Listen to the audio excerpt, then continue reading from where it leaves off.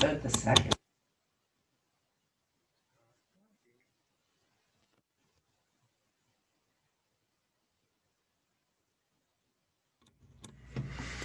Good morning. Thank you for joining us on this beautiful autumnal day. I hope that you're all staying safe out there as we try to survive this storm of the pandemic. Hopefully you were able to get on a few minutes early and look at our announcements, or listen and look. And there is one that is very timely that I will mention, and that is the Christmas gift card fundraiser, because orders for that are due today. Okay, today's the last day. It's one of our biggest fundraisers, so hopefully you can participate. There are details in our e-newsletter, and those little gift cards can be used any old time, so they're very handy to have. Welcome to this congregation, where we seek to foster community, to grow our spirits, to serve others, and to work for justice. We are glad that you have joined us in our sacred cyberspace, and we hope that you will experience love, acceptance, and hopefully inspiration. After the service, please join us for our Zoom coffee hour. Our monthly touchstone themes strive to help us shape our days and guide our journey.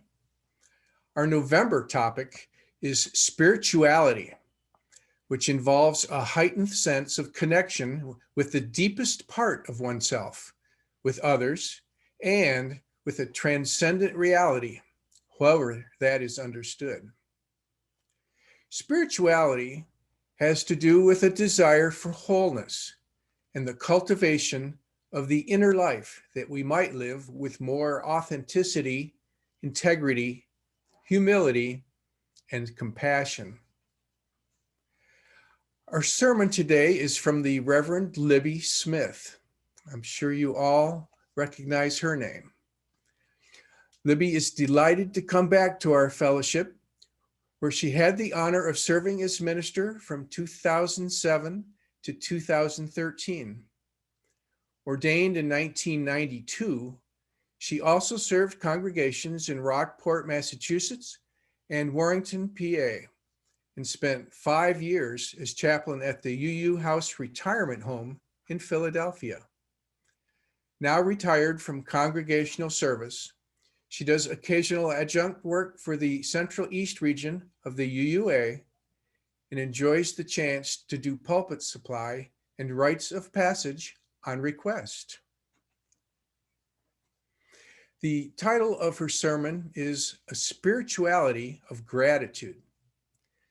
As we approach Thanksgiving, we are expected to feel grateful.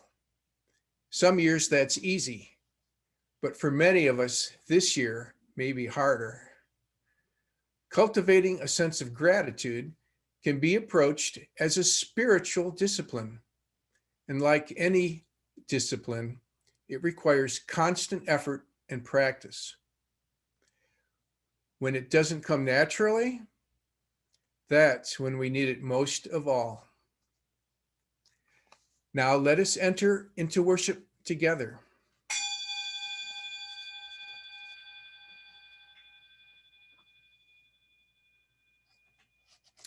For our prelude this morning, our beloved musician, Avi Wisnia, will perform We Gather Together.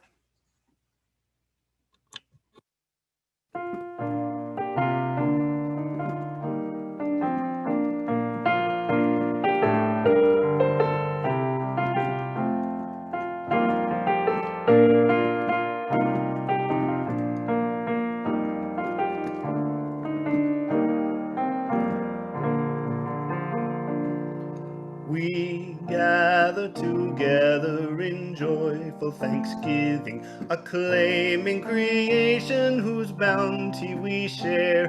Both sorrow and gladness we find now in our living. We sing a hymn of praise to the life that we bear.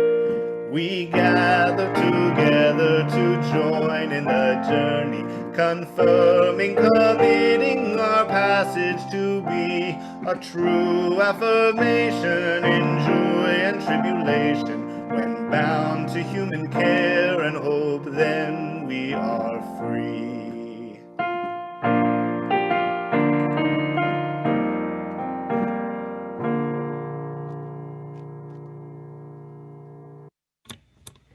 Thank you, Avi. Feel free to join in the reading as our chalice is lit this morning by Rebecca Stow. We light our chalice this morning, grateful for the love that we experience in this beloved community.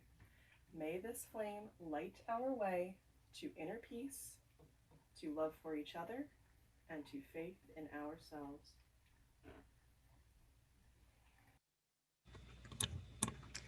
Thank you, Rebecca. Our opening words are from Frederick and Marianne Prasad. Spirituality is about forging deep connection with ourselves, with others, with nature, and with the transcendent, however we understand it to be. Superficial connections are unsatisfying and fleeting, but deep connections are nurturing and lasting. Spiritual practices are an important means of cultivating deep connections. Our Director of Religious Exploration, Angela Connon, has a beautiful message for all ages to share with us. Good morning, everybody. I've been spending a lot of time taking walks and spending as much time in the fresh air as I can because I know it's going to get cold soon, and I've just been really grateful for the time I've had to spend outside. And I've been finding little treasures on my walks, and I chose this story because I've just been feeling really grateful for how wonderful walks can be and how wonderful finding treasures in nature can be. And so this story is all about that, and I hope you enjoy. It's called Tiny Perfect Things. Today we keep our eyes open for tiny perfect things. Like here on the ground, a yellow leaf that the wind blew down. A spider's web that caught the light. A snail that climbed the fence last night. See all the crows up in this tree? I watch them and they watch me. Here's a red bottle cap, and a man with a beautiful feather in his hat, and a flower growing through a sidewalk crack. Look, our shadows are holding hands. They walk when we walk, and they stand when we stand. I see a cat on the steps, and someone we know. Let's wave hello. Here's an apple way up high, red against the blue, blue sky. And now I see the pale, bright moon. It's getting cold. Let's go home soon. Around the corner, up the stairs. The light is on. Who's watching there? We found so many things today. A leaf, a snail, a cat, some crows. The world is full of wonders, no matter where we go. Can we go again tomorrow? I wonder what we'll see. The world is full of perfect things when you come look with me. And that's the end of our story. I hope you enjoyed it, and I hope you have a wonderful week. Thank you, Angela. That was a beautiful message. For our musical interlude, Avi will be performing Thankful.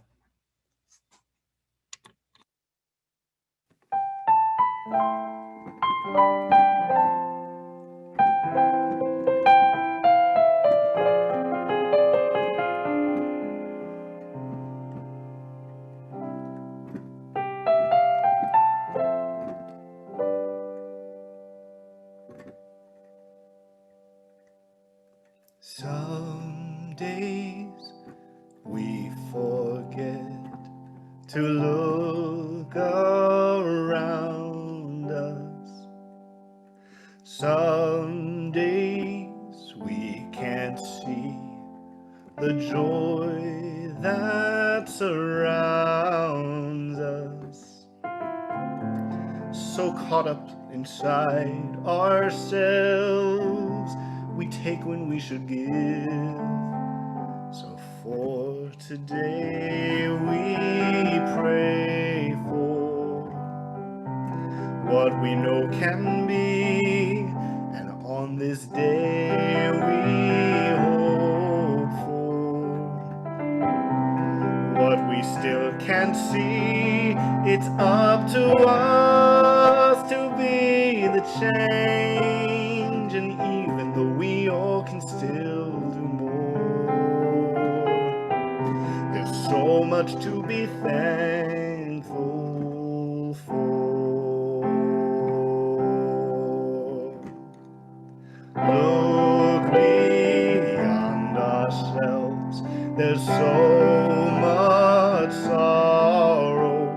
It's way too late to say, I'll cry tomorrow. Each of us must find our truth.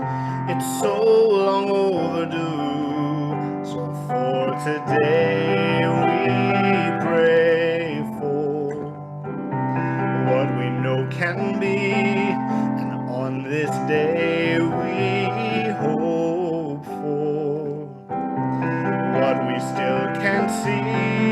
It's up to us to be the change, and even though we all can still do more, there's so much to be thankful for.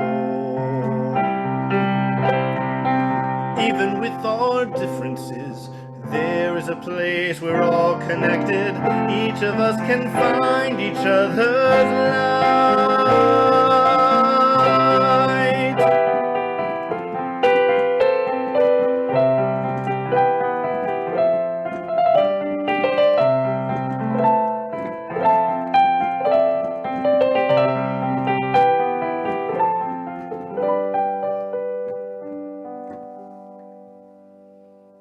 So for today we pray for what we know can be, and for this day we hope for what we still can't see. It's up to us to be the change, and even though we all can still do more,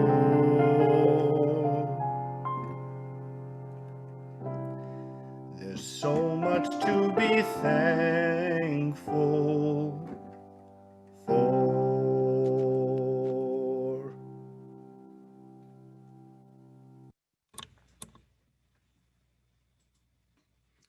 Thank you, Avi.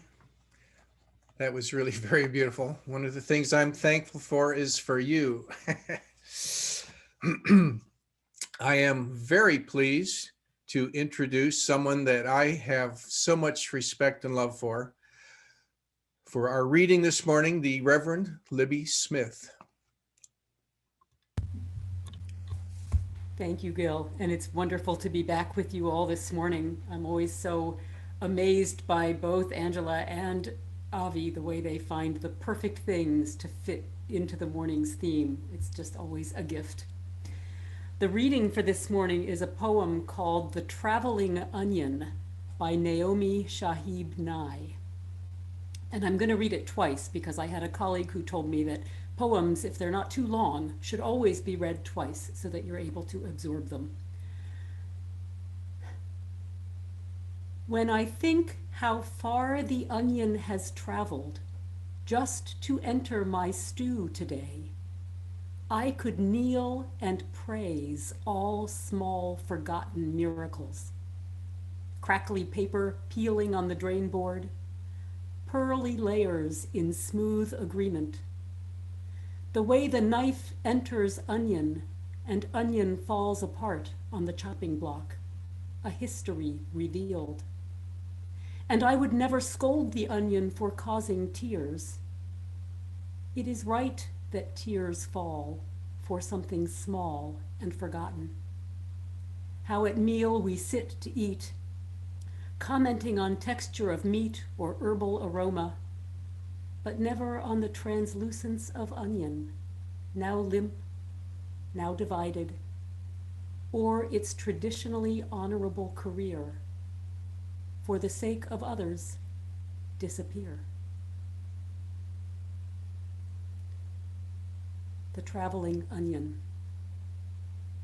When I think how far the onion has traveled just to enter my stew today, I could kneel and praise all small forgotten miracles.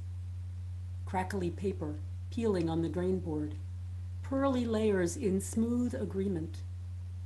The way the knife enters onion and onion falls apart on the chopping block, a history revealed. And I would never scold the onion for causing tears. It is right that tears fall for something small and forgotten.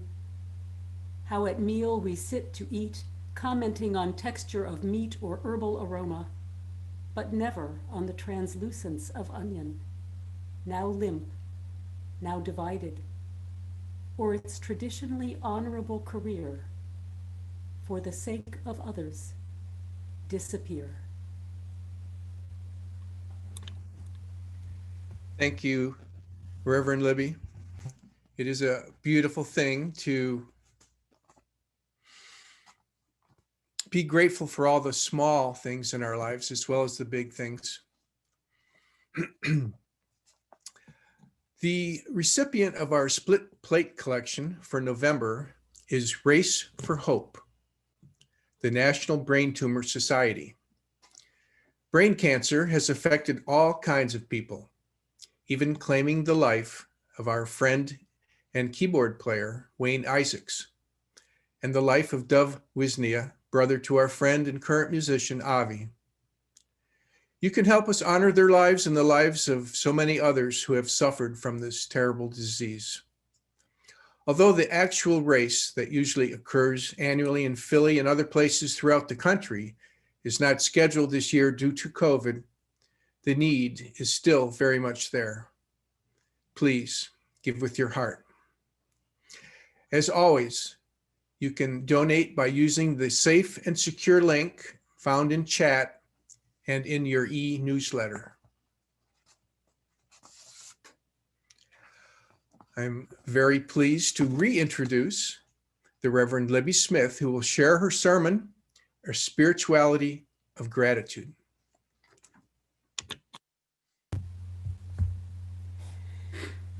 Those of you who know me know that I tend to work very close to the deadline when I'm writing sermons, or when I'm doing anything for that matter. Now, this sermon actually had to be finished on Thursday because I confess to you I have already pre-recorded it for another congregation who is listening to it right now. So, of course, it was Wednesday when I settled down to the serious writing, the day before I had to drive down to where I would be recording it. And so I was all ready to take all of my scattered notes and readings and ideas and the rough outline I had begun and get down to the serious writing to turn it into an actual sermon. And just as I got ready to start, we lost our wireless connection. Now, normally that wouldn't be such a big deal. I had finished any internet research I was doing. All I was going to be doing now was word processing to write the actual sermon. But my desktop computer is in the repair shop right now, so I'm doing everything on my laptop. And my laptop doesn't have any word processing software on it, so I'm doing everything in Google Docs. So all of my notes and my outline and my thinking were in a carefully constructed set of Google Docs that I could no longer access. It looked like I would not only be starting everything from scratch, but also going back to the old days of writing it all out by hand on yellow legal pads. Some of you may remember the days when cut and paste were very literal terms when one was editing a piece of writing. So as you might imagine, this situation was not particularly conducive to the cultivation of gratitude. It reminded me of a time years ago when the week before Thanksgiving, I was planning to preach on gratitude, and it was Saturday afternoon when I was on my way home to start the sermon, and my wallet got stolen out of the front seat of my car when I had stopped for gas. And I had to spend the rest of the afternoon dealing with all of that, and then at about 7 o'clock Saturday evening, sit down to try to write a sermon on gratitude. So there seems to be a pattern here that perhaps I should pay attention to. But the funny thing was, and maybe because I had spent all week pondering gratitude and the importance of being grateful when you don't feel grateful, I didn't get as worked up about my wireless situation as I might have. I'm not sure I managed actual gratitude for anything in those first moments of panic, but I wasn't particularly upset either. I was just trying to work through in my mind what I would do and how I would handle it. I even found myself remembering times when I had gotten real satisfaction out of settling down the old-fashioned way with my yellow legal pad and writing things out by hand, including a very complex and challenging eulogy that I wrote that way by lamplight during a power outage when I had a funeral the next day. I wasn't exactly excited about doing it that way again, but I knew that I could. Now, as it turns out, it was just a temporary power supply problem. And I will translate that and say that I had inadvertently unplugged our router. So once I plugged the router back in, everything worked fine, and I could pull up my Google Docs and get back to work. But the funny thing was, before I encountered the little problem with the wireless, I had been feeling really cranky about having to do all this work on my laptop. I don't find my laptop comfortable for typing. I don't like working in Google Docs. They're much more cumbersome for me than the word processing software that I use normally. And now, suddenly, having a working laptop that could connect to my Google Drive felt absolutely miraculous. It didn't matter how I was connecting. It didn't matter what I had to use to do it. I could do it. What a miracle. About 10 years ago, when I was working as the chaplain at Unitarian Universalist House, that wonderful little nursing home in Philadelphia that sadly is no longer operational, we had a resident named Angelo. And almost every morning when I arrived for work, he would be sitting out on the front porch in one of the rocking chairs feeding peanuts to the squirrels. And one glorious spring morning, as I came up the path, I called out, "Good morning, Angelo, isn't it a beautiful day?" And he looked at me almost reproachfully and said, "Every day above ground is a beautiful day." Now, I'd love to say that this was one of those aha moments that led me to change my attitude and completely revamp the way I lived my life, but that would not be true. It was an aha moment of sorts, at least I still remember it 10 years later, and it did have an impact on me, but the impact was temporary. It is so easy to forget to be grateful for something as simple and basic as still being alive. And lately it has been really easy for me at least, and I don't know if any of you are struggling with this, to focus on all the things in my life and in the world that are not the way I want them to be, instead of choosing to remember that every day above ground is a beautiful day, or at the very least, a day filled with potential.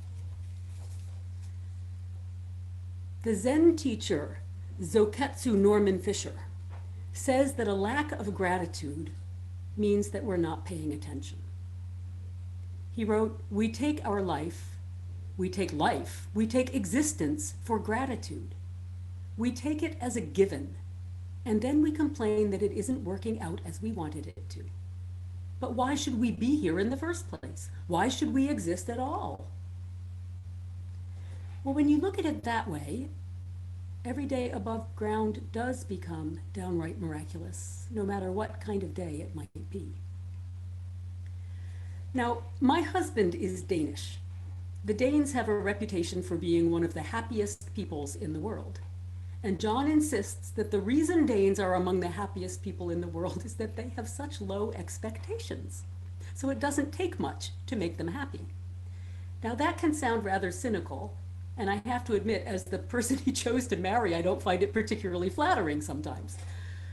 But his point, of course, is that a lot of the unhappiness in our lives comes from the contrast we experience between how things are and how we imagine they ought to be.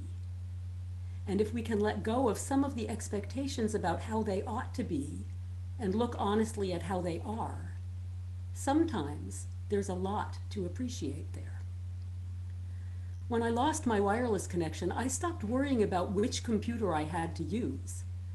I no longer needed the optimal setup in order to feel grateful. I just needed something that would work. I needed to be reminded of just how amazing it is to be able to do the things I do every day using technology that was unimaginable to me when I started in ministry, when I didn't even have a computer, when no one had email, when there was certainly no such thing as a Google Drive. That anxious 20 minutes I spent thinking about how to manage the situation was enough to jolt me out of taking it all for granted. The poem that I used for our reading is a reminder of those small things that we forget to notice. When I think how far the onion has traveled just to enter my stew today, I could kneel and praise all small, forgotten miracles. I cook a lot. I have chopped many, many onions, hundreds of onions, maybe thousands of onions. And I don't usually stop to be grateful for them. I just chop them up and forget what a miracle they are, disappearing into the dish to give depth and flavor without calling attention to themselves. Life is full of such small, forgotten miracles. Brené Brown, the author and research professor who has written so beautifully on the power of vulnerability, said once in an interview, "I don't have to chase extraordinary moments to find happiness. It's right in front of me if I'm paying attention and practicing gratitude." The story that Angela shared this morning was a perfect example of that. Things we might not even notice, leaves and spider webs and our own shadows, reveal themselves as perfect when we pay attention. The world is full of wonders no matter where we go, the little girl says. And once again, a little child shows us wisdom. According to one study that I looked at, people who practice gratitude consistently report a host of benefits. And these benefits are physical and psychological and social. They have stronger immune systems, fewer aches and pains, lower blood pressure, better sleep patterns. They experience more joy, pleasure, and optimism. They're more generous, more compassionate, and more forgiving, and they feel less isolated and less lonely. What's not to like about that? I mean, we probably all, I will admit, I didn't go too deeply into just how scientific a study this was.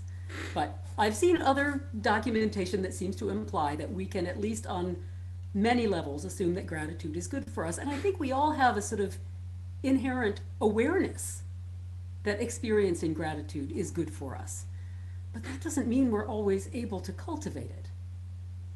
Of course, experiencing gratitude is easy when wonderful big things happen.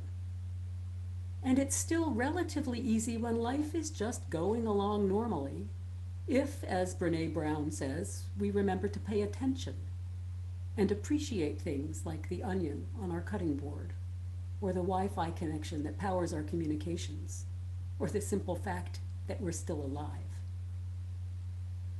But when life really doesn't feel okay, it gets a lot harder to look for that sense of gratitude.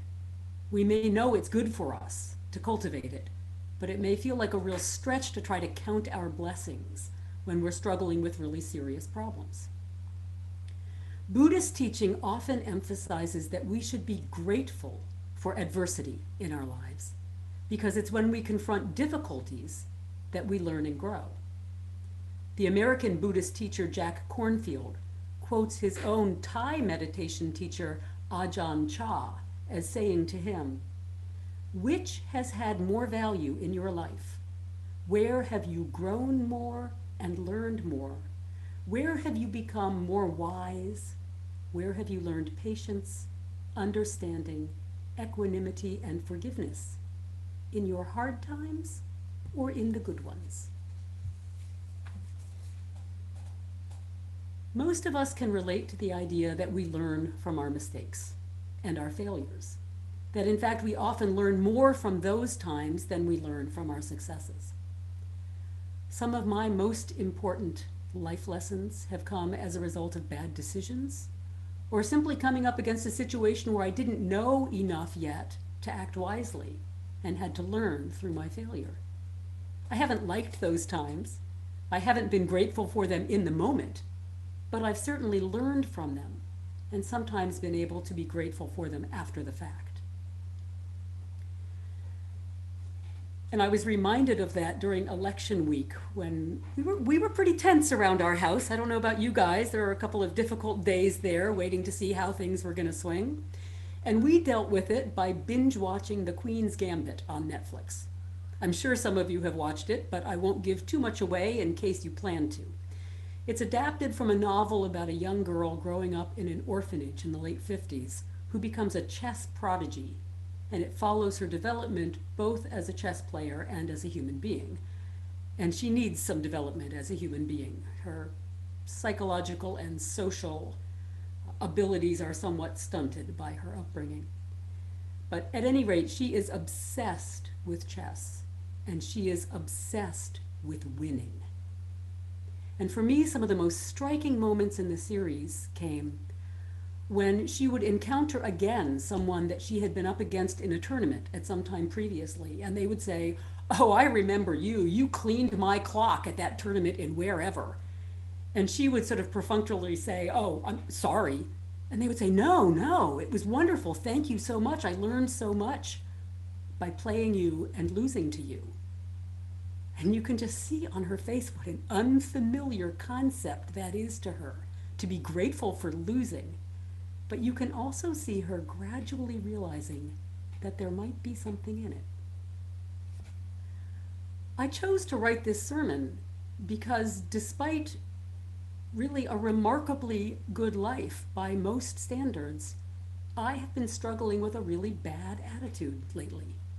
It may just be the state of the world and the level of anxiety that I think many of us are experiencing. I'm angry about the divisiveness in our culture, and I'm angry with myself because I know that my anger is just feeding into that divisiveness and turning me into the people that I don't want to be. I'm grieving the loss of family Thanksgiving and Christmas this year, even as I know what a small loss that is compared to so many others. If I, who have so much to be grateful for, still struggle to cultivate gratitude, how much harder must it be for those who have less to be grateful for? And yet it's precisely when things feel least conducive to gratitude that we need a sense of gratitude in our lives the most, because we need the resilience and the optimism and the hopefulness that come with it. I respect the Buddhist teaching that we should be grateful for adversity, but I can't always live it. I am not grateful for the pandemic. I am not grateful that I'll be missing my family on Thanksgiving. But my sister pointed out that we can be grateful that we have the kind of family that causes us to grieve when we can't gather. So many families don't feel that way. I don't think cultivating gratitude means we have to be grateful for everything. I think things happen in our lives sometimes, maybe not for you, but for me. There are things that I am not able to be grateful for. I do think sometimes good can come out of those times. Sometimes we can wind up grateful retrospectively for something we couldn't be grateful for in the past. And the example that came to my mind was my experience as a pre-adolescent and adolescent in junior high, when I was just one of those kids that everybody picked on. And I never knew why, and it was horrible. I still dream sometimes about those days, but it taught me lessons about compassion that have made my ministry possible. I'm not sure I would go so far as to say I'm grateful for the experiences I had, but I'm deeply grateful for what I learned from them, and I don't see a way to separate the two. And I believe that when we simply can't be grateful for what's happening, we can still find things in our lives at that time for which we can be grateful. And for me, going back to that time in my life, it was the unfailing support I received from my mom, who was just right there with me in my sadness and supporting me as I tried to work through it. I've always hated that phrase, count your blessings, because it always seems to me to imply that your troubles aren't really significant. And if you could just smile and look on the bright side, everything would be fine. I don't think that's true. The fact is that we do suffer. Sometimes we go through really difficult and painful experiences in our lives. Cultivating a sense of gratitude doesn't make those things go away. No matter how many blessings we find to count, the painful things will still be real. But if we can find a way to experience gratitude amidst those painful realities, then we can remember that the pain is not our only reality, and will be more grounded as we face the turbulence of our lives. I had an experience just this week that brought home to me how effective it is to focus on gratitude. And like I said, I chose to write this sermon because I needed it, because I'm not good at this. Not because I had it figured out and had something really valuable to share with you, but because I needed to try to figure some of it out. And I've always been really resistant. You know, people have said, oh, keep a gratitude journal. And I think, well, that's a really good idea, but I don't want to do it. When I'm cranky, I just want to be cranky. And I'm not interested in looking for things to be grateful for.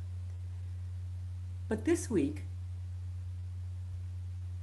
even though I wasn't trying to be grateful, I was only thinking about the importance of trying to be grateful. But I've been having a lot of trouble sleeping lately.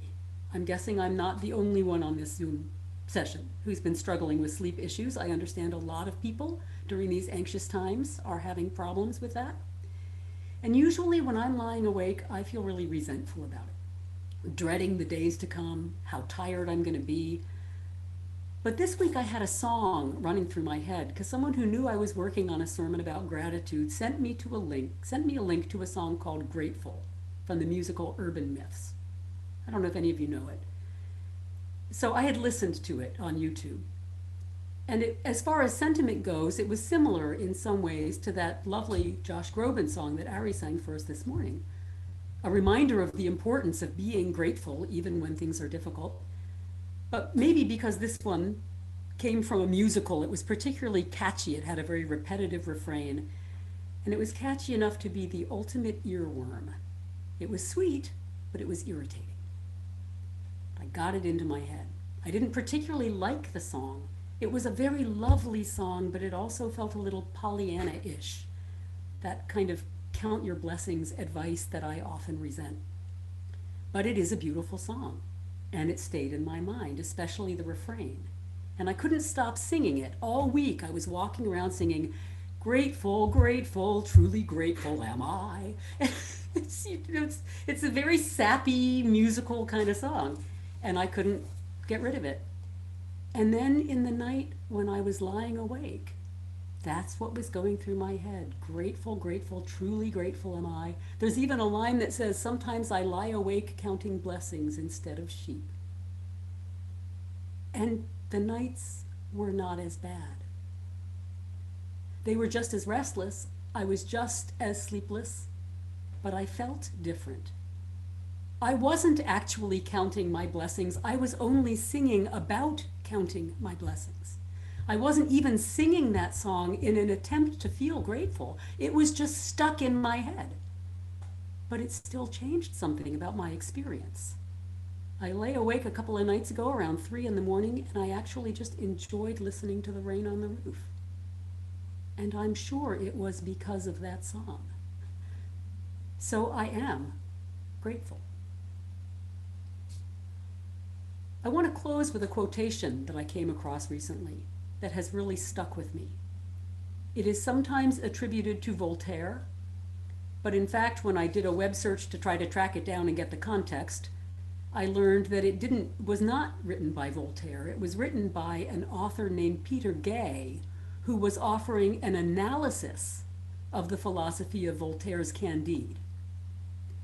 So as he was trying to sort of paraphrase what he understood the philosophy of Voltaire's work to be, what he said was, "Life is a shipwreck, but we must not forget to sing in the lifeboats." Life is a shipwreck, but we must not forget to sing in the lifeboats. I was so taken by that. I wrote it on a piece of paper and I stuck it on my bulletin board, and I shared it with a friend of mine who said, "Oh, that's awful. That's so negative. How can you find that helpful?" But to me, it felt just right. I mean, this whole sermon, in a way, feels very presumptuous. I know many of you are struggling with much more difficult situations than I am right now. So for me to tell you to find ways to be grateful, who am I to do that? And yet, my prayer for you and for all of us is that when life feels like a shipwreck, we can still identify the lifeboats in our lives and be grateful for the lifeboats and find a way to sing. So may it be so. And I am grateful for all of you. Thank you. Thank you, Libby. That was beautifully said. It can be outrageously difficult to be thankful for things, but I believe that the rewards for doing so are immense. So that was beautiful. Now is the time in our service when we recognize and lift up one another in love. Let us be fully present and listen with open hearts. If you wish to share something now, click on participants and then click raise hand, and we will help you unmute. For everyone's benefit, please be brief. And I will start things out this morning with a concern.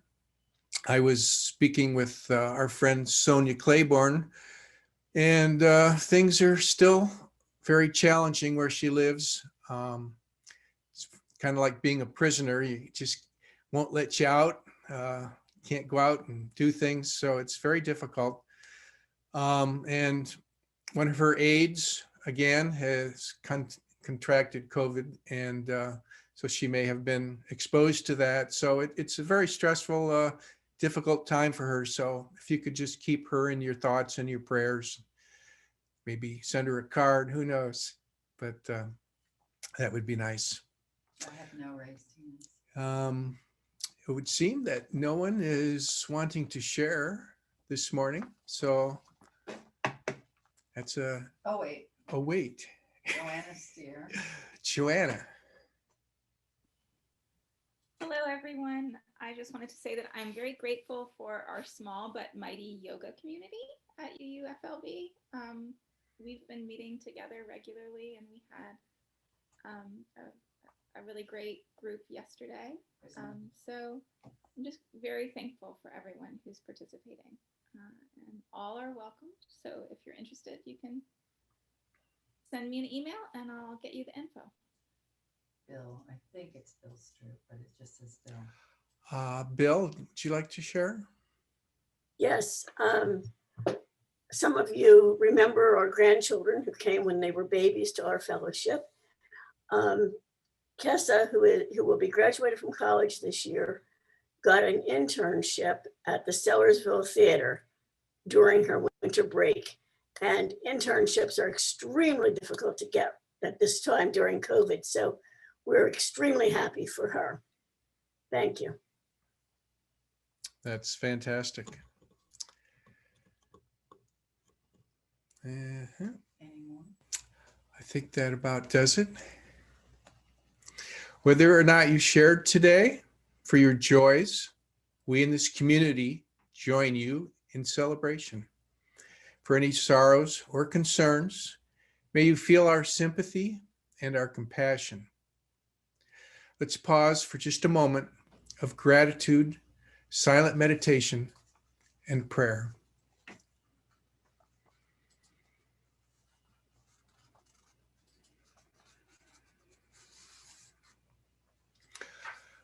For our closing song, Avi will perform Kind and Generous.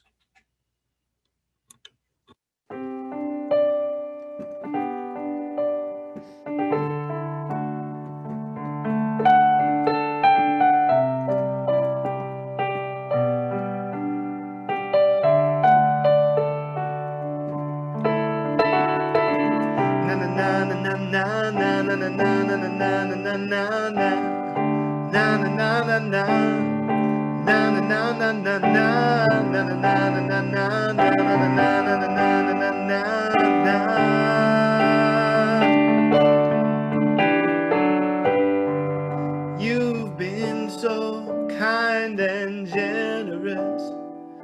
I don't know how you keep on giving. For your kindness, I'm in debt to you.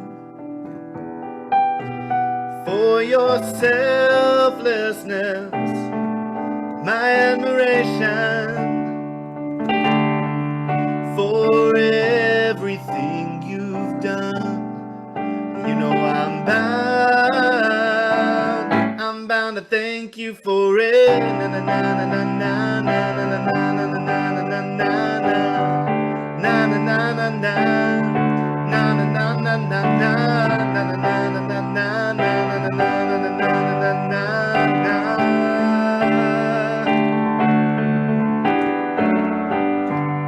You've been so kind and generous.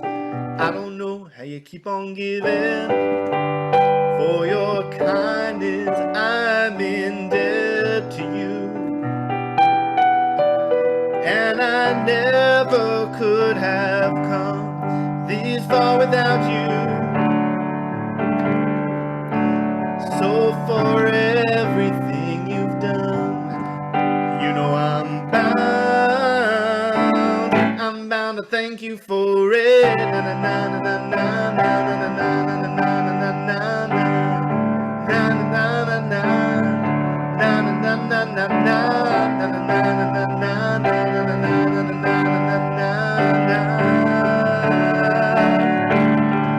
I want to thank you for so many gifts you gave with love and tenderness. I want to thank you. I want to thank you for your generosity, the love, the honesty that you gave me. I want to thank you, show my gratitude, my love, and my respect for you. I want to thank you. Oh, I want to thank you, thank you, thank you, thank you, thank you, thank you. Oh, I want to thank you, thank you, thank you, thank you, thank you, thank you. Oh, I want to thank you, thank you. Thank you, thank you, thank you, thank you. Oh, na na na na na na na na na na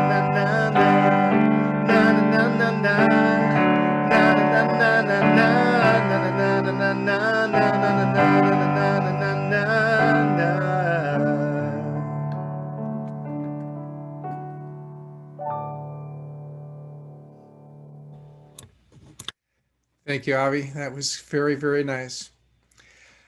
Feel free to join in reading our closing words as Rebecca extinguishes the chalice. We extinguish our chalice, but we keep its light in our hearts. May it light our path as we leave this place and guide our way until we are together again.